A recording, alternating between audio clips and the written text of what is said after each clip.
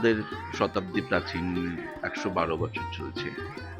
বিশিষ্ট নামকরা মানুষজনের প্রচুর জন আমাদের স্কুল থেকে পড়ে পাশ করে বেরিয়ে গেছে। তো এই সরস্বতী পুজোতে আমরা একটা বিষয়কে নিয়েছি, যেটা হচ্ছে যে বাংলা হাতের লেখা। কারণ এখন তো নর্মালি হাতের লেখা আর লিখতে হয় না, সবই কম্পিউটারে লেখা হয়। কিন্তু হাতের লেখার যে অসম্ভব একটা নান্দনিকতা রয়েছে, অসম্ভব সুন্দর একটা ব্যালেন্স লেটারিং, সেইটা একটু বলার চেষ্টা করা হয়েছে যে কিভাবে সেই লেখাটা গ্রামার, একটা ব্যালেন্স, একটা সেইগুলোকে ছাত্রদের সামনে তুলে ধরার চেষ্টা, যাতে তাদের হাতের লেখার প্রতি তার একটু মানে আকর্ষণ বোধ করে। আমরা ছোটবেলায় অনেকেই ৫ পাতা ৭ পাতা হাতের লেখা লিখেছি, কিন্তু অক্ষরটা কেমন দেখতে হবে সেইটা তো আমাদের কেউ শিখিয়ে দেয় না। আমরা কতটা অয়ের মাত্রা নেব, কতটা আয়ের মাত্রা নেব, কতটা লাইনটা নামাবো, তো সেই গ্রামাটিক্যাল ব্যাপারটা আমরা আমাদের তো ছাত্ররাই করছে। আমরা প্রায় ডিসেম্বর মাসের একদম শেষ থেকে, রেজাল্টের পর থেকে আমরা শুরু করে দিয়েছি।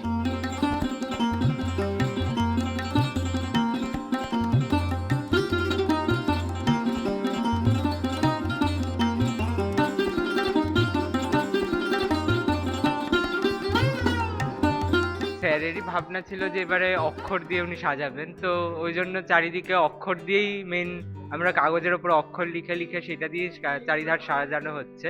আর স্যার ওখানে ১০৮টি সরস্বতীর নামও লিখেছেন, সেগুলো লাগানো হচ্ছে, এরম ভাবেই সাজিয়ে তোলা হচ্ছে চারিদিকে। সকলেই এসে দেখুক যে এবারে মানে আমাদের কিরকম সাজানোটা হয়েছে।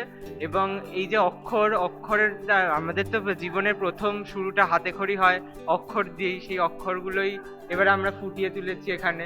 সেই অক্ষরই আমাদের জীবনে একটা অন্য বার্তা নিয়ে আসুক, এটাই আমরা এখানে দেখাচ্ছি।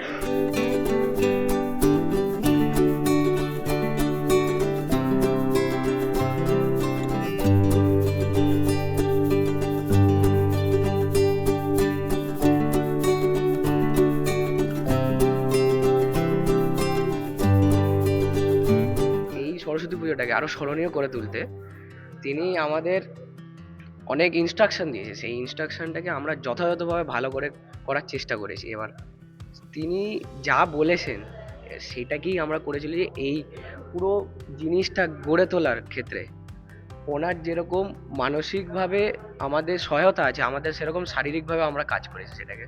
লেখা টেখা, হৃদয় আলোর মোদের বিদ্যালয়, এই ব্যাপারটা আমাদের আসলে স্কুলের প্রাইমারি সেকশনের, এটা হচ্ছে আমাদের এক প্রকার অ্যানথেম।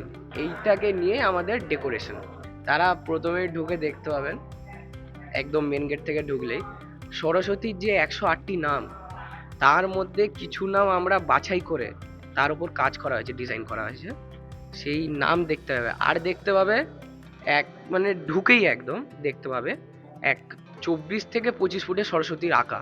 আর যদি ভেতরে আসেন, প্রথমত মায়ের প্রতিমা তো দেখবেনই, আর আলপনা প্রফেশনাল একজন স্যারেরই ছাত্র, তিনি আলপনা দিচ্ছেন। আর আমাদের এই ছোট কাজ ব্যাপারটা আর কি দেখতে পাবেন।